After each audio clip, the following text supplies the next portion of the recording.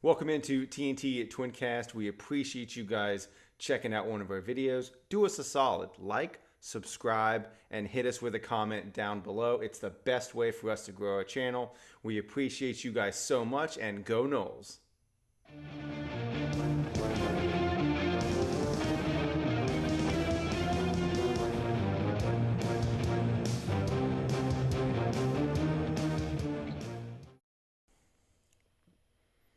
Welcome into TNT Twin Cast. This is the Garnet and Goal Line podcast. I'm Tori. That's Thomas. That is our buddy Aaron. We are going to talk Florida State, Miami. Aaron, tell us how did you become a Florida State fan?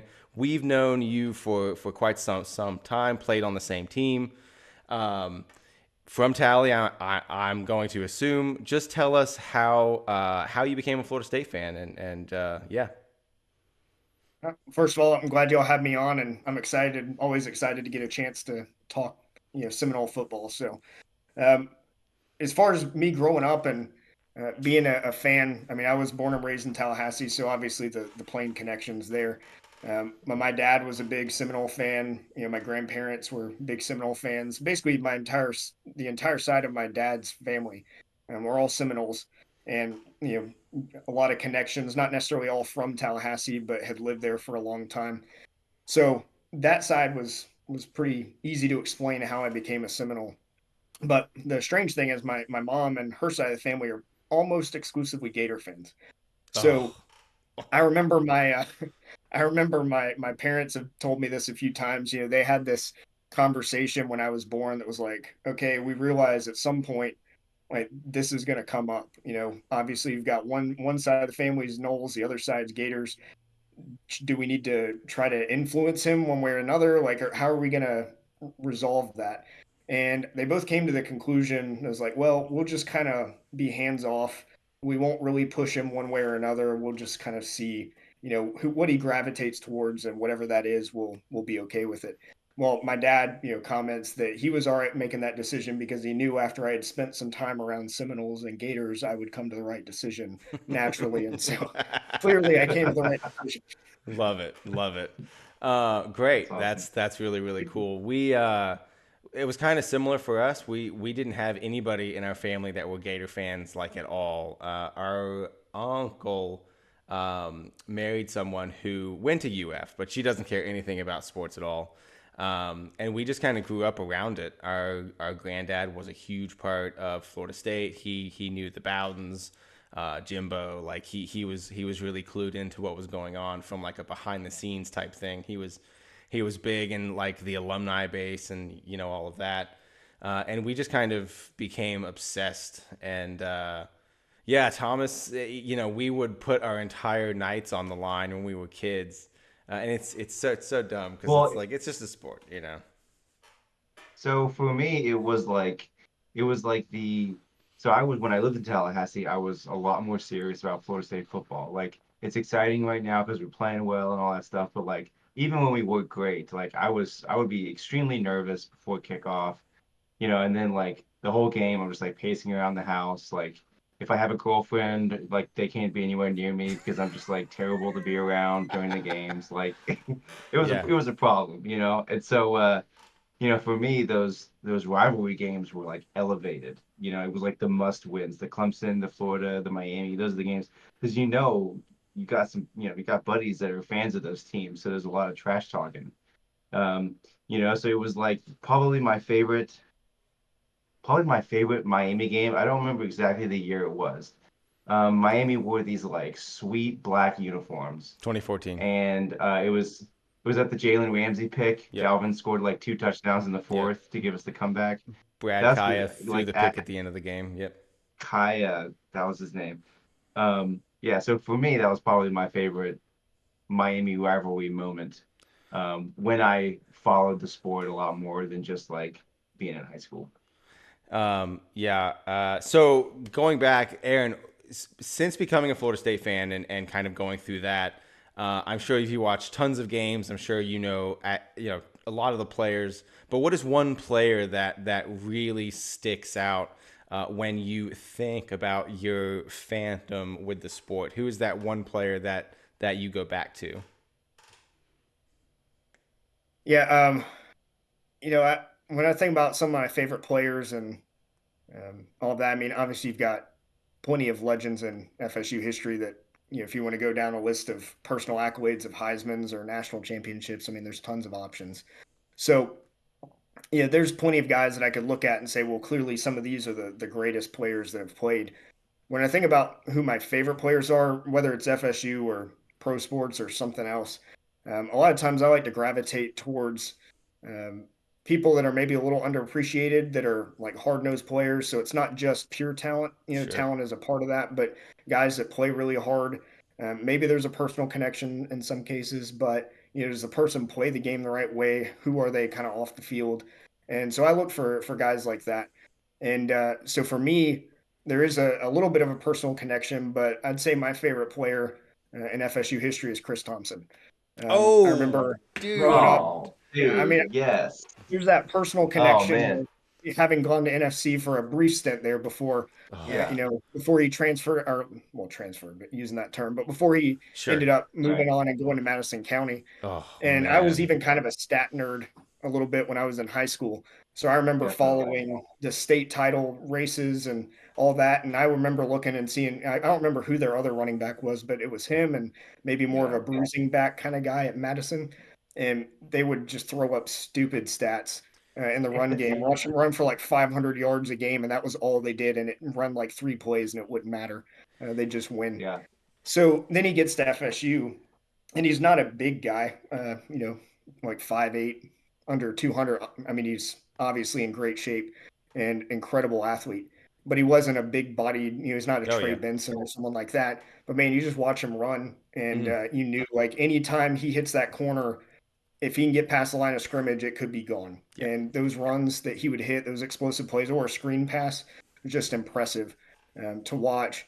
But besides the fact that he's just really talented, also the way he played the game. So and back in 2012, I believe it was, he shared the Brian Piccolo Award from the ACC, since Piccolo had played in college at the ACC level, or in that conference, and so he had shared that with a Miami player that year, but that award was given to guys who overcame some kind of difficult odds or showed courage in how they played. And since he had basically broken his back, had a few fractures against Wake Forest, and he had come back Mhm. from that, which is amazing in and of itself to play any kind of football, let alone be good Mhm. after you've come back from something like that. And then he blew his knee out later as well, but then came back from that because he goes on to have a good NFL career too. So he's just a hard nosed player, had great talent, um, and was in a window of FSU history when you're building back up to the 2013 championship. So since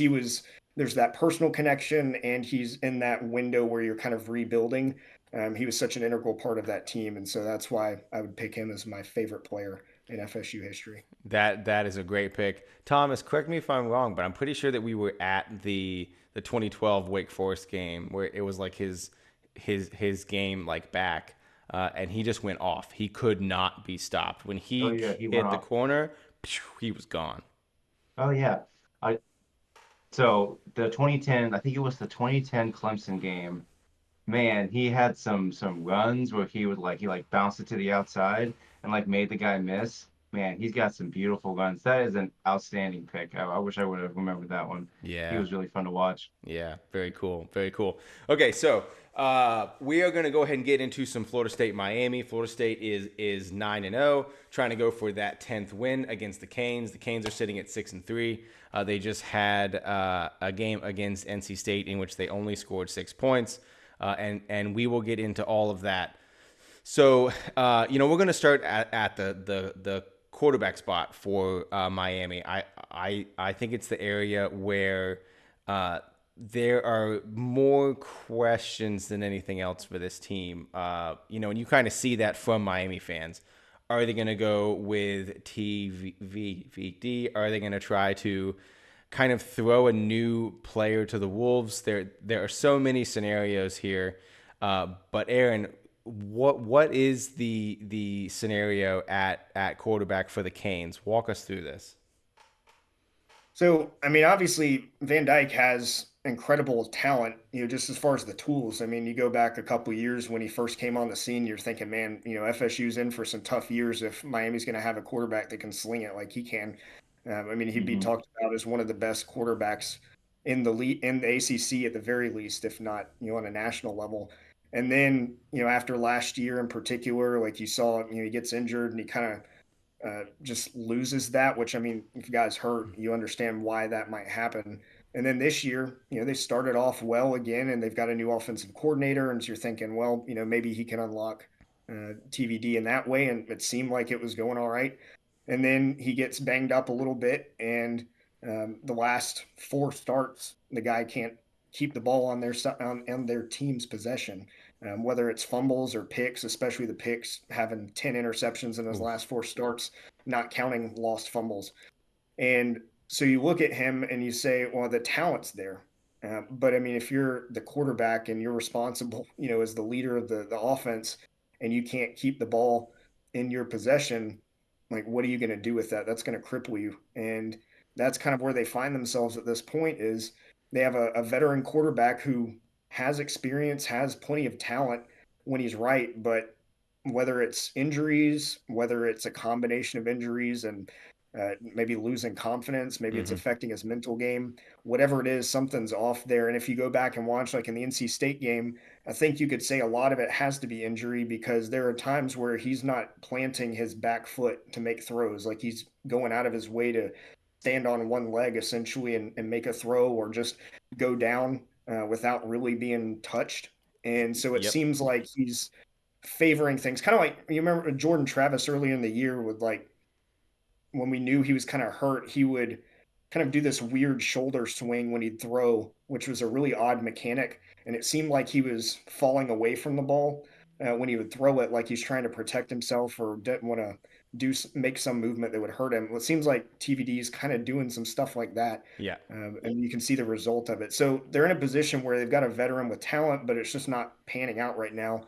But then their backups are all young, right? You've got Ja'Cory Brown, who's still, he's a redshirt freshman, I guess, but played last year. But word is his accuracy is just not there, and Yep. he's not reliable for them. And then they have a true freshman, Emory Williams, who could be good one day. Who knows? But he's a true freshman, and do you really want to throw a guy out there with that little experience to lead your team in your biggest rivalry game? So it's kind of put him in between a rock and a hard place. You go with the veteran who, if he played well, definitely gives you the best chance to win. But right now, there's not a lot of confidence he's going to play well. So how do you balance those things out? Yeah, and it's a really challenging scenario for Miami because they're going to have to score points. If you look at their last four games, their point total continues to go down.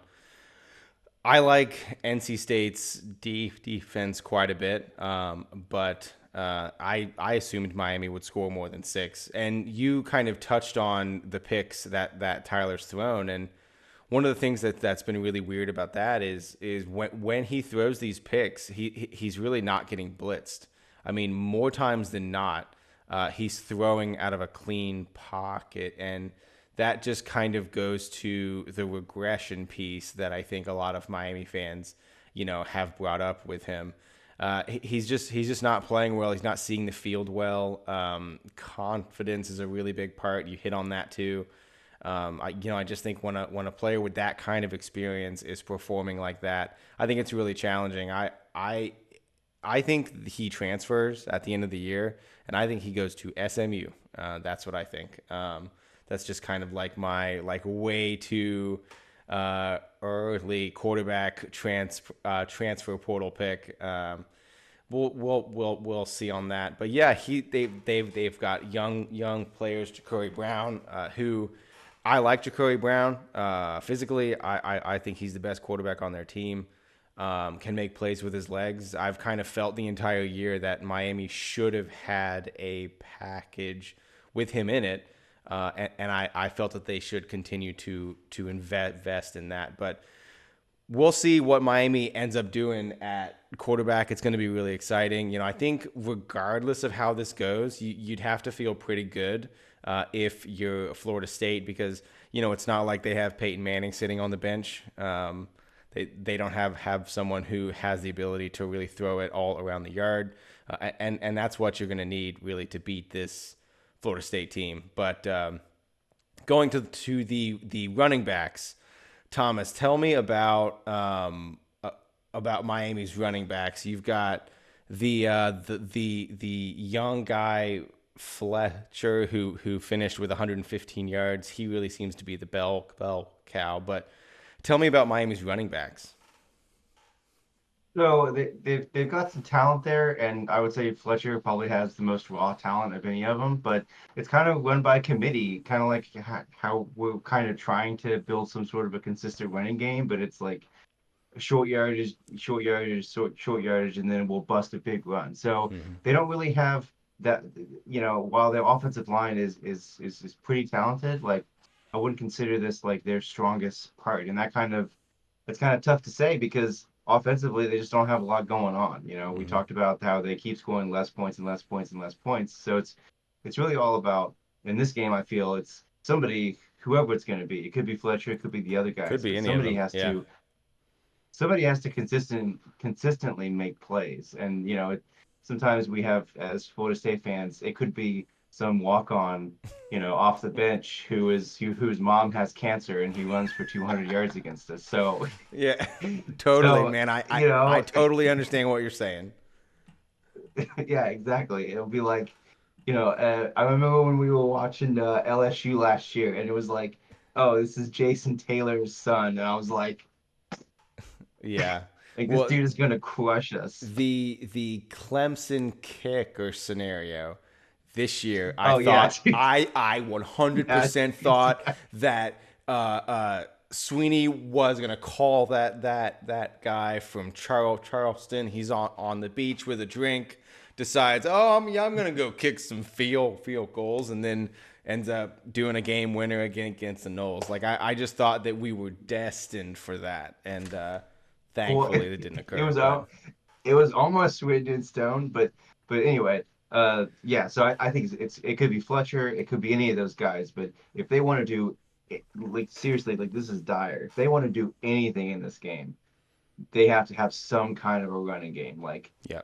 kind of what Pitt had, Mhm. but obviously elevated because it's a big time rivalry, so you're trying to win this game.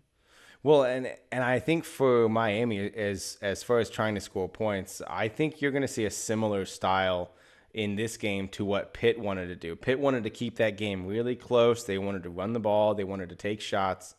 And I could see Miami doing the exact same thing. The challenge with an approach like that is similar to the Pitt game was as Florida State started scoring points, that strategy started falling apart because you can't be down 20 points Mhm. midway through the fourth and you're running the ball, taking every single tick off the clock that you can. And Pitt was very clearly trying to keep that game close, which they did. But I could see Miami doing the same exact thing. Aaron, how do you expect Florida State, or how do you expect Miami to attack Florida State and score the maybe between like 28 to 32 points that we believe they're going to need to beat the Noles? I mean, they're gonna have an uphill battle. Obviously, if Van Dyke's playing, he has the arm strength that if he was not, if he was at least marginally healthy, like he could hit some deep shots potentially. But so far, they're here in the last month or so, their offense has been kind of really short passes, Mm-hmm. running lots of underneath screens. And so they don't take a whole lot of deep shots and they haven't really hit a lot of them.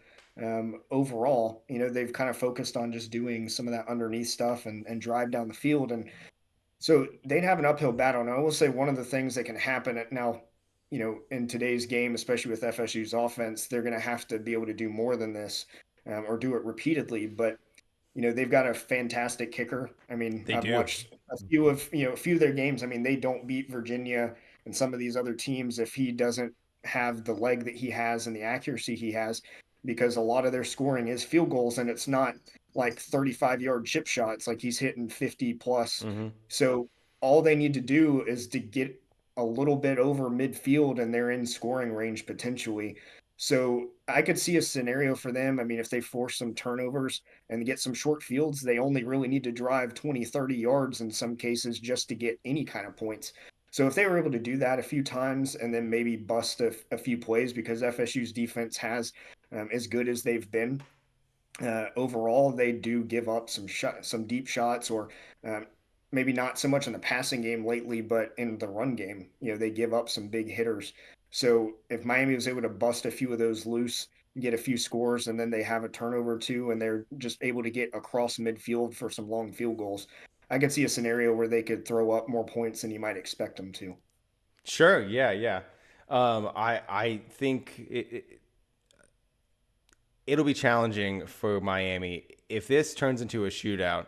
I don't think it turns into a shootout. I think it turns into a blowout. Like Oh Yeah. yeah, that it's is not over. what they want It's at over. all. They do not want Florida State going up and down the field. That is not a scenario in which Miami wants to have anything to do with that, especially with what they have going on at quarterback. Wideout wise, Miami's pretty solid. You know, they don't have anybody that's like incredible, but they've got a few guys that I like quite a bit. Along the line of scrimmage, Miami's really, really tough. That's good. That's kind of the area that makes me think that they will run the ball, but I don't think because of the challenges that they've had at quarterback, I don't foresee it to matter too much. I think if they get into a lot of 3rd and 8s and 3rd and 9s, it's going to be really bad news for them. Um, on the defensive side of the ball, their D line is solid. You've got Bain, who's going to be a really good player, young guy. Florida State's going to need to tee off on him, know where he is. He's going to blow up a lot of plays, but um, do you guys think? And Aaron, I'm going to start with you. Do you think Florida State's going to score at will here? Do you think that the first half is going to be sloppy? How do you think the game goes when it comes to Florida State trying to attack Miami's D? They could be down to two corners, and that's certainly a relevant data point here. Yeah, I mean, if you look at Miami, their program obviously is built a lot on this historically, but they're kind of an emotional program. And so they ride a lot on emotion from year in and year out.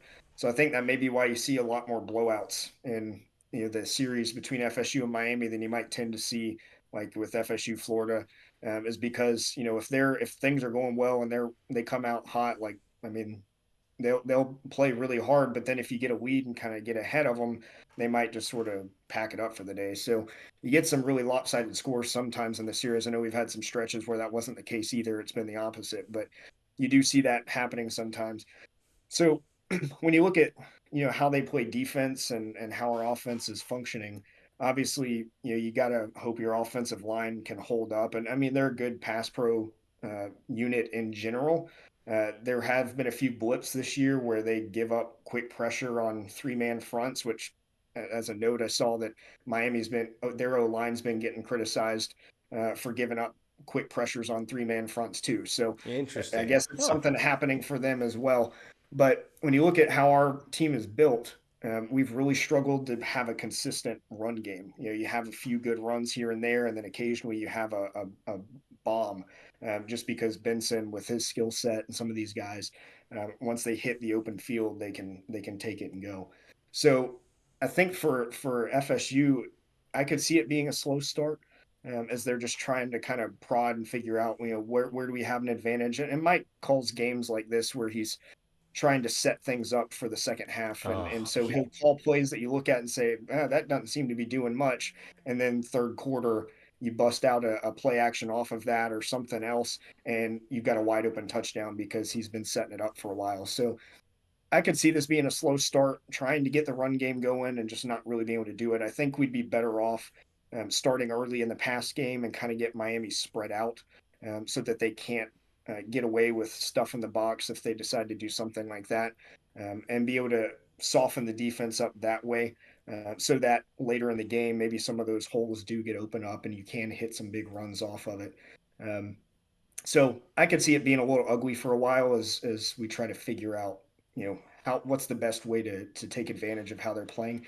Miami tends to play pretty aggressively, and so Mike is really good again about setting up screen passes and doing things to take advantage of that aggressive defense. Pitt, the first couple of drives we threw a lot of screens, and that's been starting to work pretty well. So he might be able to leverage that and use it to get some big plays earlier than expected. But I definitely see this as a game where it might start kind of slow as we just try to figure out, where's their weakness? How can we take advantage of that? But if your receiving core is healthy, it seems pretty inevitable that that should happen over the course of the game. Yeah, for sure. I mean, I almost felt throughout the Pitt game that Mike was calling all of those screens for the Miami game, not for the Pitt game. Like that's how I kind of saw that because he's not going to want Miami to blitz. He's not going to want them to be really really aggressive. He's going to want them to kind of always fear that screen game. But hey Tom, so from an offensive point of view, do you think that we see a lot of the tight ends here? Do you think this is a game where it's all about the wideouts? Are we throwing the ball to the backs? Like, which unit at the end of the day do you think shows up really big in this game? So I'm a pretty big homer on this game. I think it's going to be a lot of fun. I think Jordan Travis is going to put up a lot of numbers. I think it's going to be another one of those scenarios where everybody's catching passes, Mm. especially getting our top guys back in the receiving unit. I think you're going to see Keon Coleman making plays, Johnny Wilson making plays. There's probably going to be a really cool Jaheim Bell highlight. It could be like a weird running design play or something like that. And Morlock is, man, he is special. I'm really excited about seeing him. I would say like so far this year, the highlight of the offense for me was what we've seen from the tight ends. Because I feel like it brings this whole other dynamic Yep. where, especially Morlock, Jaheim Bell too, they can turn like a 3 yard first down into like a 12-yard gain, or even bigger than that. You know what I mean? So really happy with what I've seen out of the tight ends, and I think you're just going to see that same kind of stuff. Like I'll sacrifice passes to the backs for passes to the tight ends because I think it gives the defense a completely different thing that they have to worry about. Um, so I think Keon Coleman and company are going to get their touches, but I think you're going to see some exciting plays out of the tight ends. And you're definitely going to see some screening plays. So Yeah. it could go to the tight end, it could go to the running backs, but you're going to see screen plays because it freezes the defense, especially if the beginning of the game starts and Miami is hyper aggressive and they're bringing a ton of pressure. Um, but I can see him drawing up some cool screenplays. We're going to see it. I mean, he loves the screenplay. Yeah, one of the things that I've really enjoyed about 84 is he has, when he makes a big play, a lot of times it's because he makes somebody miss. And I don't think we've had in a really, really long time, probably since O'Leary, have we. Or he just throws off the tackle. Yeah, like he has shown that he has good hands. He can block well enough. And the fact that Florida State gets him for one more year. I mean, the fact that like next year your tight end room is going to be Marquiston and Kyle. I feel great about that being your top Oh, two. don't forget about that 5-star guy from Georgia Landon that Thomas. decommitted, Landon Thomas. I mean, I'm not saying that he's going to go out there and dominate, but that gives you a lot of depth at that position.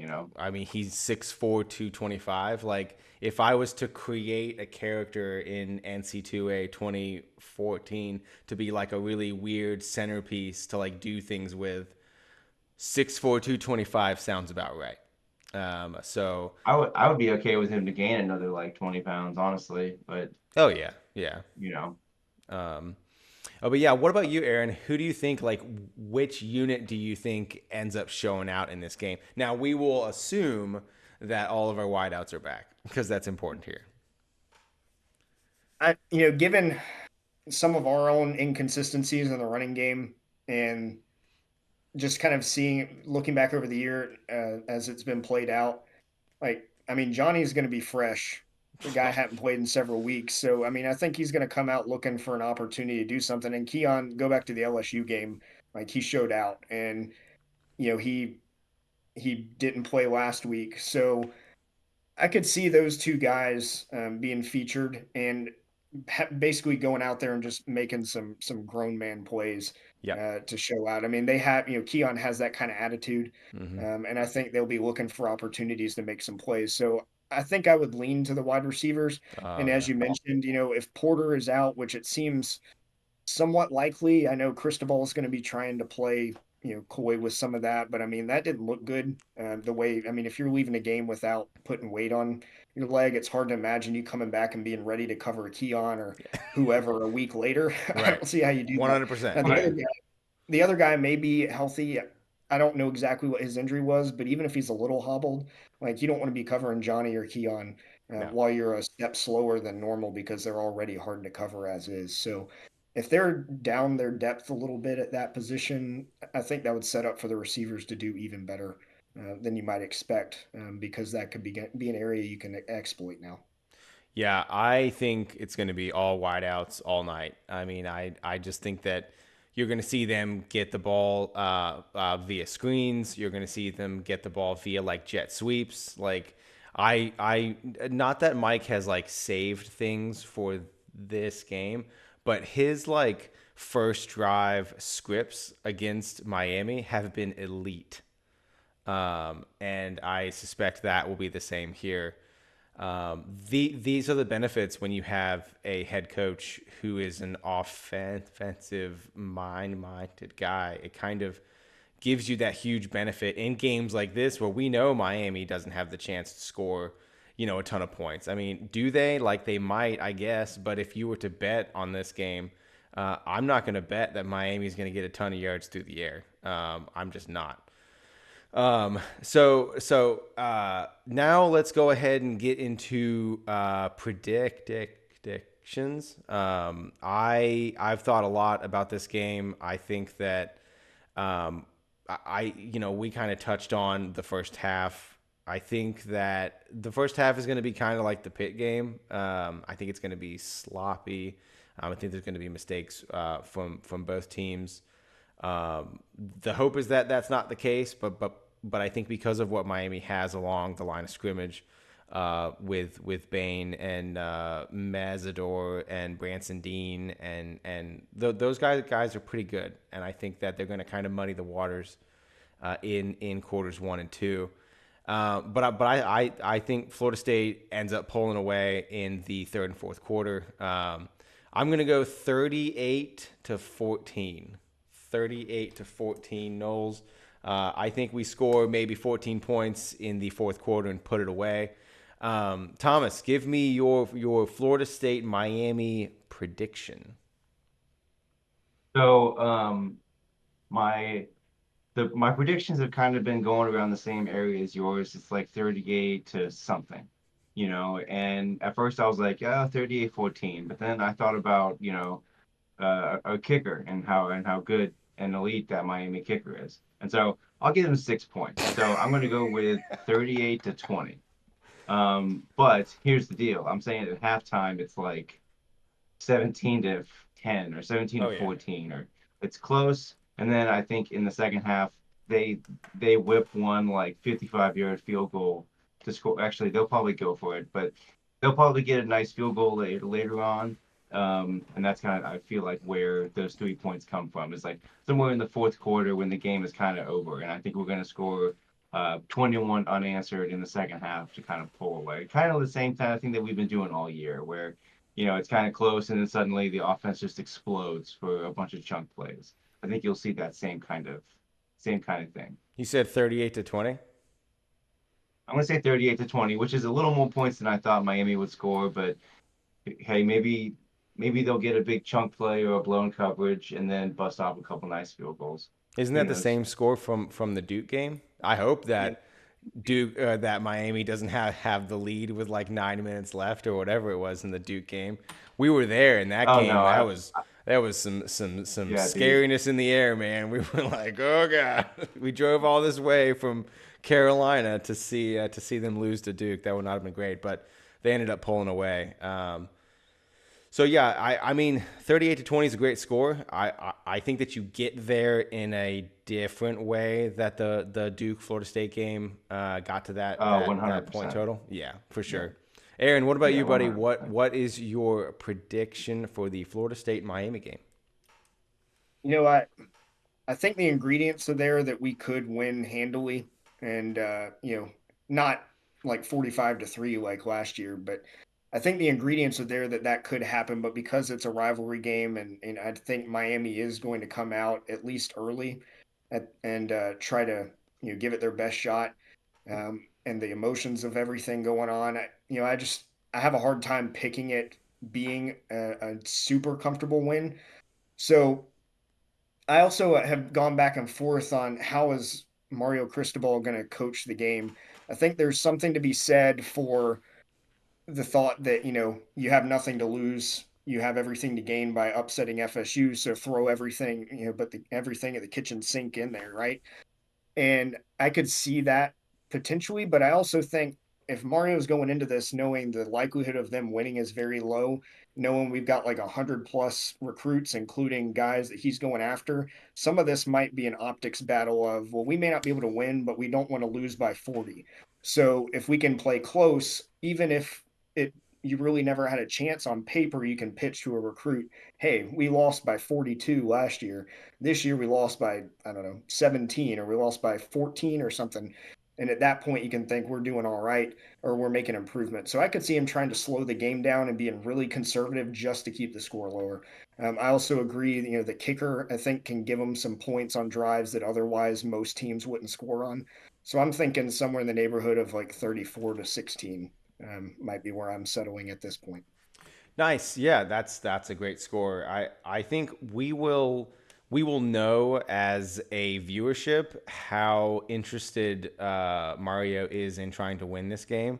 If he is not going for it on like fourth and twos and threes and is instead going for a three, I think that will speak a lot to his willingness to really want to keep this game close.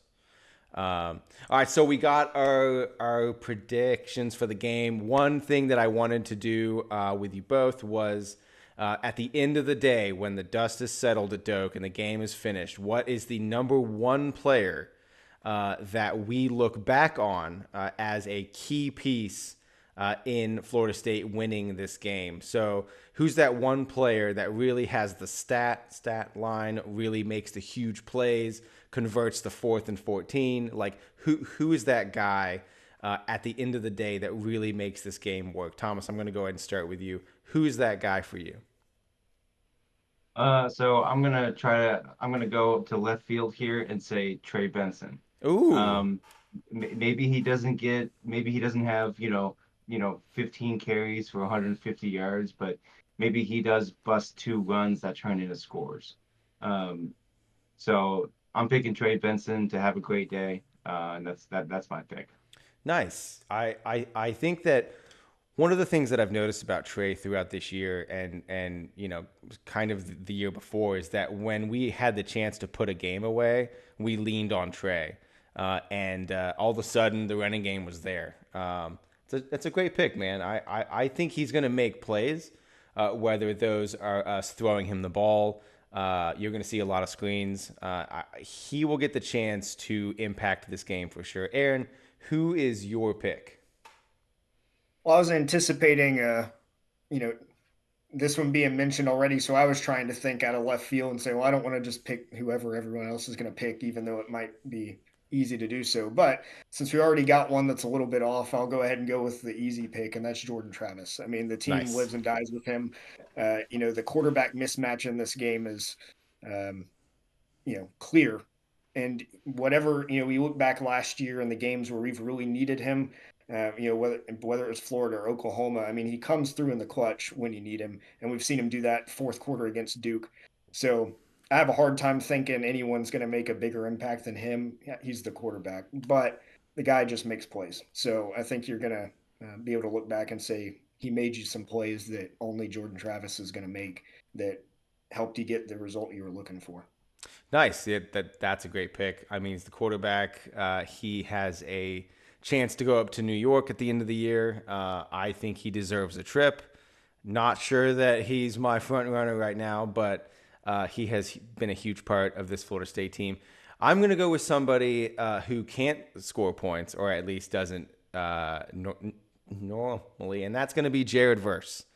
I think that the challenges that Miami will have at quarterback in this game, compiled with the fact that Jared is going to be trying to pass rush on the quarterback, is a recipe for success for Florida State. I think he's going to get probably 2 sacks, a forced fumble. He's going to impact the game at some point. I can see it. But I thought all 3 of our picks were great. Was there anything else you two wanted to get to before we went ahead and wrapped this up?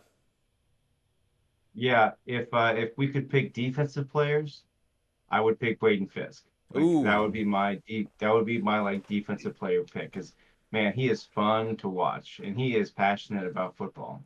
The only thing about Fisk that I'm worried about is he's going to be going up against the best center in the ACC. So I have mild concerns that you're not going to see too much out of Fisk, but I could be wrong. Fisk could end up with a huge game.